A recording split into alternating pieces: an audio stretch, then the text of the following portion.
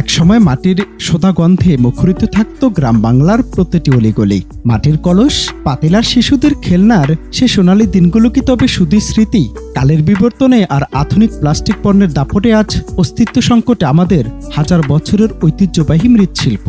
নোয়াখালীর চাটখিল উপজেলার খিলপাড়া ইউনিয়নের নাহারখিল কুমার বাড়ি, যেখানে একসময় ডজন ডজন পরিবার চাকা ঘুরিয়ে স্বপ্ন বুনত, সেখানে আজ মাত্র 4টি পরিবার কোনো মতে আঁকড়ে ধরে আছে তাদের পৈতৃক পেশা। কিন্তু চাকা ঘোরার শব্দে এখন আনন্দের চেয়ে কান্নার সুরই বেশি ভারী। মৃৎশিল্পের কারিগরদের এই দুর্গতির মূল কারণ অমানবিক বাজার দর। সুইটি রানী পাল আর বাসন্তী রানী পালের দেয়া অঙ্কটা শুনলে আপনারও পিলে চমকে উঠবে। এক পিকআপ ভ্যান কাঁচামাটি কিনতে খরচ হয় 10,000 টাকা। সে মাটি দিয়ে হাড়ভাঙ্গা খাটুনি খেটে তৈরি করা হয় 500টি দইয়ের মালসা।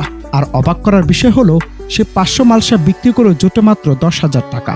অর্থাৎ মাটির দামে বিক্রি হচ্ছে ফিনিশড প্রোডাক্ট। তাহলে কারিগরদের পরিশ্রম, জ্বালানি কাঠ আর রঙের খরচ উঠবে কোত্থেকে? লাভের গুড় যেখানে পিঁপড়ায় খাচ্ছে, সেখানে দারিদ্র্যই এখন এই কারিগরদের নিত্যদিনের সঙ্গী।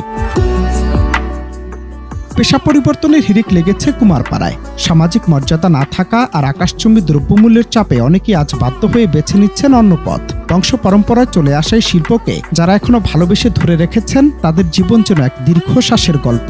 জমিদার হাট থেকে মাটি আনা থেকে শুরু করে রোদে পোড়ানো আর আগুনে সেকা, প্রতিটি ধাপে রয়েছে হাড়ভাঙ্গা খাটুনি। কিন্তু বাজারে প্লাস্টিক আর অ্যালুমিনিয়ামের দাপটে এই মাটির সামগ্রীর কদর এখন তলানিতে। এরকম এই মাটিগুলারে আমরা সরতে হয়, সরার পরে দিয়ে এগুলারে আবার মলতে হয়, মলার পরে দিয়ে আবার এগুলারে আবার বানায় আবার এগুলা শুকাইতে হয়, শুকাই আবার এগুলারে আবার শুকাইতে হয়। একটার পিছনে আধা ঘন্টা সময় লাগে, একটা কড়াইয়ের পিছনে। একটা বানাইতে 1 ঘন্টা 1.5 ঘন্টা লাগে। এই দিনের মূল্য আমরা হাই না।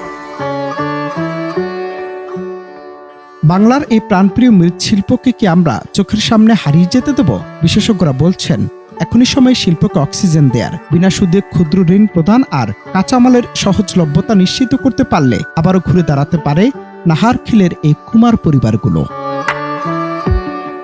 অনন্ত হাসান মাসুদ, বাংলা টিভি।